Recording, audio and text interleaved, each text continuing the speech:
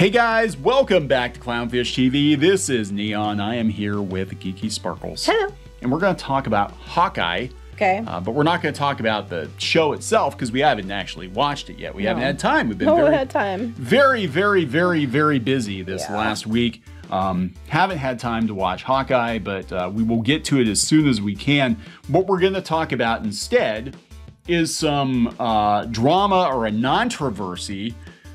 You know, it's being stirred up around the show, and it has to do with Marvel artist who created the aesthetic for the modern Hawkeye comic, not getting what people feels enough credit or not getting paid. It's the paid. Paid for that, and it's created quite the little tempest in the teapot on Twitter, and we're going to talk about whether or not, you know, he's due any extra money. I don't actually think he is. I don't think he thinks he is, per his contract, but you know, there is a conversation going on now that Disney is kind of screwing over Marvel Comics artists, that they're creating entire shows based on more recent comics, and you know, for the most part, they give the artists a thank you, a pat on the back, and a couple of $1,000s. Right, but if that's what your contract is and you agree to it, that is exactly it. And I would like to think that most people who work for Marvel or DC current year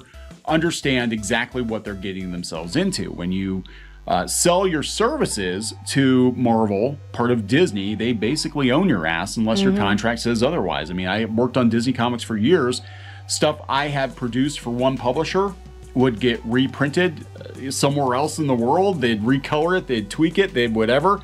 I had no say in it. Right, they didn't always give you credit either. No, sometimes they never gave me credit. They would just like credit the USA office or something like that for it. And that's part of the deal. You know, I mean, people do understand that. And if you don't like how things work at Marvel and DC, I don't think a union is going to change that. What's going to happen, these corporations, we talked about that with Image, they'll just be like, screw you guys, you're asking for too much. We're going to shut you down and outsource everything somewhere else.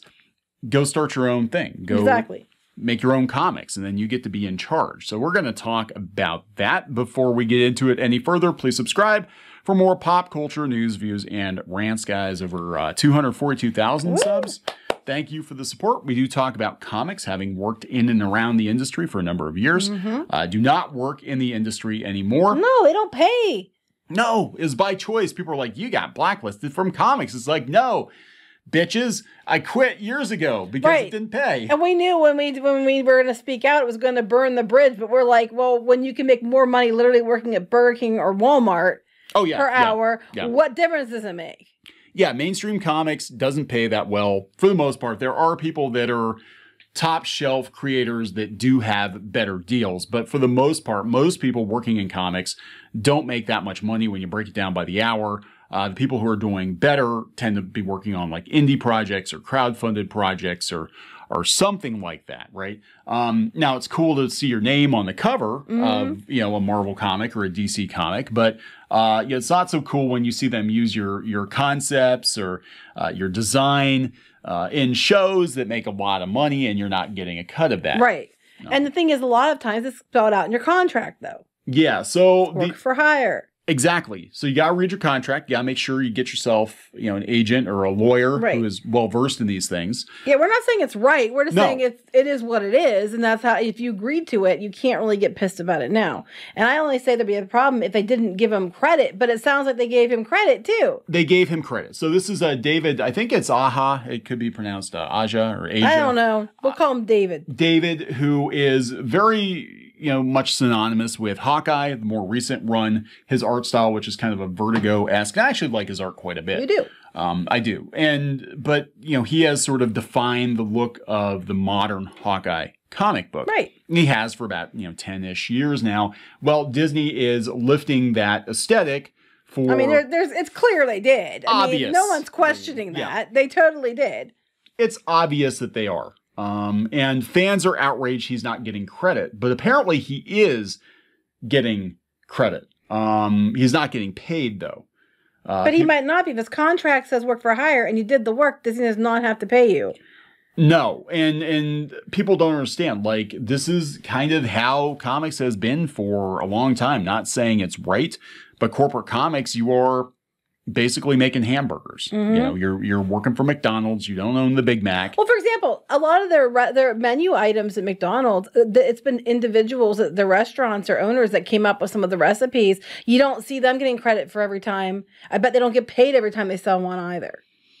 No, I'm sure they don't. And it's unfortunate. I'm not saying it's right. I want to be very clear. I'm just saying, like, at this point in time, given that we have decades and decades and decades of stories of creators being screwed over by the comic book industry, going back to Superman. I mean, the families of the creators of Superman are still fighting for royalties over Superman. But when you choose to be a cog in the wheel, this is what happens. You need to be the whole wheel. But I mean, again, this is a character that's been around for years. Yeah. It's not like, you know, we have people that do shows for like different networks that are animated shows or whatever, and that their deal is that they run their show and then the studio walks off with their whole show and their characters. They could reboot it, not bring them into it. They could kill off their characters, not ask them. They could market the characters and make money and they don't get a penny. You know, those people created their own things. He has the look of the current Hawkeye, but he didn't actually invent Hawkeye. Yeah, and that's going to be Disney's argument, is like, you might have made a better hamburger, but it's still, at the end of the day, it's still, you know, a Big Mac, and we own that. We paid for it, and we gave you the stuff to do it. Yeah, you know? We paid billions of dollars for Marvel's characters, and thank you, work for hire, but that's the deal. Yeah. Again, not saying it's right. I'm just saying that's the way the deal is set up. And it's interesting because the way that's being spun in a lot of, you know, the pop culture media sites is that he didn't get any credit at all. And that's not the case. Apparently, he does get a credit. Now, it's not a big one. It's special thanks to. But again, that's probably all Disney is obligated to give him. We've been following this situation. Ed Brubaker, who was, you know, the creator of the Winter Soldier character, but not Bucky Barnes, had a huge problem with Disney creating Falcon and the Winter Soldier. And, you know, of course, the Captain America movie is making billions of dollars, and he got like a $5,000 check and a thank you. Not ideal, but... No, it's not, but... That's what it is, you know, and you know that when you go into it. I know, it sucks, and I'm not saying it's right, but if your if the contract says that, you know, it is what it is. You agreed to it. Now, what's really interesting about this is that there's all this outrage over, you know, the artwork. But if you go back a couple of weeks, Matt Fraction, who was the writer of those Hawkeye comics, was involved throughout the entire process of the Disney Plus show. And again, you know, current year writers somehow became a bigger deal than artists. It used to be flip-flopped, you know, 20, 30 years ago. But now, because writers, I think they can write so many more books, and we talked about that. We talked about that the other day. You know, they get top billing, but he's been involved in this whole process. So why isn't Matt Fraction, you know, coming out and being like, hey... He probably got paid to be involved in the whole process. He probably did. Being honest, they probably brought him in and like, oh, these are Matt Fraction's Hawkeye comics, and they're going to take the aesthetic because, you know, you can't like trademark that or anything. No. And depending on what David's contract was like, it's like he probably has no recourse whatsoever, but, you know, people are going to kick up a shitstorm on Twitter, and at the end of the day, you're dealing with Disney. Right. They don't care. You know, they don't care. Look at, you know, freaking contracts they have signed, legally binding contracts. They find ways to get out of them. You know, they still haven't paid royalties to Star Wars writers, you know, Aliens, Predator, all that jazz. Look at recently, and this isn't just something they used to do. Look at, you know, what went down with Scarlett Johansson. Look what they did with the Predator thing, because they knew that they were going to lose the copyright, so they didn't answer, and they waited and then said, oh, now we get 3 more years because it reset. You know, this is the kind of stuff they do. Yeah, and they brought this up specifically. They talked about the Ed Brubaker situation, and they said it brings us to the upcoming Disney Plus series Hawkeye, which you may have noticed is borrowing heavily from the look, tone, and marketing of Fraction and Aja's acclaimed comic book run, though there have been misgivings among some that this might very well be another case of influential comic book writers being left high and dry. Matt Fraction himself has clarified that he at least expects to receive a proper credit on the series for his consultation work. Well, they said that the other guy got credit too. He did get credit. It just wasn't enough. He got credit as a consulting producer. I'd have to check with my agent and probably just read the credits. You know, I get to take all the credit and hopefully none of the blame. I read the scripts and offered thoughts. And that was, and sort of throughout the process, 3 or 4 rounds of reading everything. So he did have input, but again, he's the writer. Right. And they clearly took some of the look, but, you know, again, they owned it. And this, I have to wonder, is this going to happen every time there is a series based on a comic book run and the creators are still very much alive and well, that it's going to be like, wow, Disney, you should be coughing up more money? Well, the Disney's going to be like, no problem. We just won't do this anymore. We'll send it to somebody else who we're not going to have to worry about making these comments from. You know, I'm sorry. That's the way it is. If you don't like it, you know, go do your own thing. We've been telling you guys this. And like, I don't think that it's right, but I also understand if you want that's the conundrum you're in. If you want the opportunity, you have to play by their rules because they own it. If you want to create something new and you want it to get on a major studio, you know, with a major studio, you might have to give up some things to do that. Have a darn good attorney. And, you know, and they have to really, really want your shit to agree to you to get to keep it. Because at the end of the day, they put all the money in it and they're like, well, it's ours now.